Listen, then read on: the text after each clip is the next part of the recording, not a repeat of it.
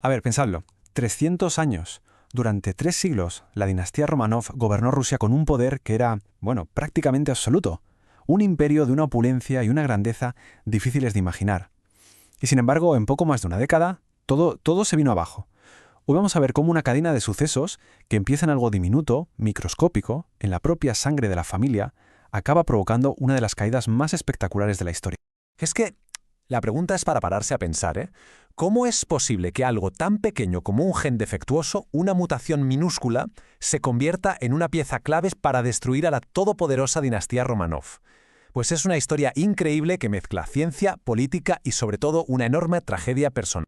Bueno, para entender todo este lío tenemos que irnos un poco hacia atrás y, de hecho, fuera de Rusia. Nuestro viaje empieza en la corte de la reina Victoria de Gran Bretaña, porque es allí donde arranca esta saga genética que se acabaría conociendo, y con razón, como la enfermedad real. La hemofilia es una enfermedad hereditaria.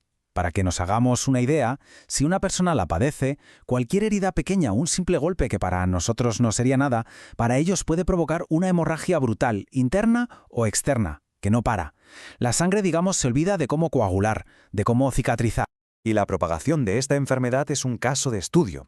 Resulta que la reina Victoria, sin tener ni idea, claro, era portadora. Se lo pasó a su hijo Leopoldo, que sí padeció la enfermedad, pero la clave está en sus hijas. Ellas estaban sanas, pero eran portadoras del gen. Y como en aquella época las bodas reales eran la política exterior, al casarse con príncipes de toda Europa, fueron repartiendo esta bomba de relojería genética por todo el continente. Y así, boda a boda, acabó llegando justo donde menos falta hacía, al único heredero varón del trono de Rusia. Y con esto volvemos a Rusia, porque aquí es donde un problema familiar se va a convertir en una crisis de Estado de primer orden. Imaginaos la presión que tenían encima el zar Nicolás y la zarina Alejandra. Llevaban 4 hijas y ningún varón, y la ley rusa no permitía que una mujer heredase el trono. Así que, cuando por fin nació Alexis, hubo una explosión de alegría en todo el imperio. La dinastía, por fin, parecía asegurada. Parecía. Pero la alegría, como suele pasar en estas historias, duró un suspiro. Con apenas un mes de vida, el bebé tuvo una hemorragia en el ombligo que no paraba. Y ahí se destapó la terrible verdad. El heredero, el futuro de Rusia, tenía la enfermedad real. La familia se encerró en sí misma, ocultó la enfermedad de Alexis al pueblo por miedo a que lo vieran como un mal presagio, casi como un castigo divino.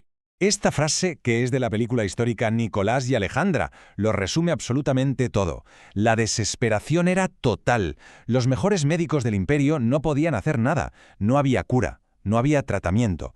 Solo podían vigilarlo constantemente, aterrados de que cualquier caída tonta, cualquier golpe de niño pudiera ser el último. Y claro, cuando la desesperación es tan profunda, siempre aparece alguien que ofrece una solución milagrosa. Y aquí es donde entra en escena una de las figuras más polémicas y misteriosas de la historia rusa, un campesino de Siberia que prometía lo imposible. Fijaos en las imágenes. Por un lado tenemos al niño, al heredero, postrado en la cama, sufriendo lo indecible. Y por otro, al hombre que se convertiría en su única esperanza. Grigori Rasputín, un místico, un supuesto sanador, al que llamaron a Palagio como el último desesperado recurso durante una de las peores crisis de Alexis. Pero a ver, ¿qué pasó ahí? ¿Fue un milagro de verdad? Pues lo que ocurrió desmitifica bastante la leyenda. Rasputín no tenía poderes mágicos, pero ya fuera por intuición o por pura chiripa, hizo exactamente lo que había que hacer. Veréis, los médicos para aliviar los dolores terribles del niño le daban aspirina. En esa época no se sabía, pero hoy sabemos que la aspirina es un anticoagulante, justo lo que no hay que darle a un hemofílico. Al ordenar que pararan los medicamentos, Rasputín, sin tener ni idea de la ciencia que había detrás, paró lo que estaba agravando la hemorragia. Para la zarina, aquello fue la prueba definitiva. Rasputín era un enviado de Dios. Y aquí está la clave de todo, ¿eh? Este es el punto de inflexión. La salud del pequeño Alexis y el poder de Rasputín quedaron unidos para siempre. La zarina Alejandra, que era una mujer muy religiosa y completamente desesperada, vio en él al único hombre capaz de salvar a su hijo. Y a partir de ese momento no iba a dejar que nadie, absolutamente nadie, se interpusiera entre ellos. Y claro, con esa confianza ciega de la zarina, la influencia de Rasputín no se iba a quedar en la habitación del niño, ni mucho menos. Se desbordó y empezó a inundar los pasillos del gobierno, y las consecuencias fueron, sencillamente, desastrosas. El resultado fue un caos absoluto. Los ministros que se atrevían a criticar a Rasputín eran destituidos de la noche a la mañana, y en su lugar ponían a gente leal al monje, que a menudo eran unos incompetentes. La cosa fue a peor cuando el zar Nicolás se marchó al frente en la Primera Guerra Mundial. Dejó a Alejandra al mando, lo que significaba dejar a Rasputín al mando. El gobierno se convirtió en una especie de puerta giratoria, un carrusel de ministros que paralizó la administración del país en mitad de una guerra. El propio zar se daba cuenta de lo que estaba pasando. Se sentía totalmente sobrepasado. En esta carta a su mujer se ve perfectamente su frustración, cómo sentía que su autoridad se la estaba robando su amigo, como lo llamaban. Estaba atrapado entre su deber como emperador y las súplicas de su mujer, que estaba convencida de que cada consejo de Rasputín era la voluntad de Dios. Claro, con un personaje como este se han dicho 1000 cosas. Así que vamos a separar un poco el grano de la paja. Por ejemplo, ¿era el amante de la zarina? Pues no hay ni una sola prueba histórica. ¿Y las famosas orgías en palacio? Tampoco. Su vida personal era un escándalo, eso sí, pero fuera de palacio. Y su poder político, aunque era enorme, tampoco era absoluto. El zar a menudo se negaba a seguir sus consejos. Pero daba igual, el daño a la imagen de la monarquía ya era irreparable. Y con todo este panorama, una crisis familiar, un gobierno caótico y un país desangrándose en la guerra, llegamos al acto final. La tormenta perfecta estaba a punto de desatarse. Para la gente de a pie, que se moría de hambre y perdía a sus hijos en el frente, Rasputín era la cara visible de toda la corrupción y la incompetencia del régimen. Y la zarina, que era alemana, el país enemigo, y encima defendía a capa y espada a ese monje loco, era vista casi como una traidora. La situación era un auténtico polvorín. Un grupo de nobles pensó que matando a Rasputín salvarían la monarquía, pero fue todo lo contrario.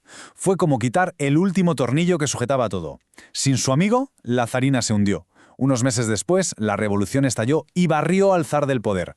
Y poco más de un año después, en el sótano de una casa en Ekaterimburgo, la dinastía de 300 años llegó a su fin de la forma más brutal que se pueda imaginar. Y por si todo esto no fuera suficientemente dramático, queda un último detalle de lo más inquietante. La famosa profecía de Rasputín le advirtió al zar que si él moría a manos de nobles, que es justo lo que pasó, la corona y toda su familia desaparecerían en menos de 2 años. Una predicción que, da escalofríos ver cómo se cumplió al pie de la letra. Porque al final, si quitamos toda la política, los imperios y las revoluciones, lo que nos queda es esto, una tragedia humana. La tragedia de una familia atrapada por el destino, por la genética y por las circunstancias. Y la ironía es que fue el amor desesperado por su hijo enfermo lo que, en gran parte, les ayudó a cavar su propia tumba. Así que volvemos a la pregunta del principio, ¿no?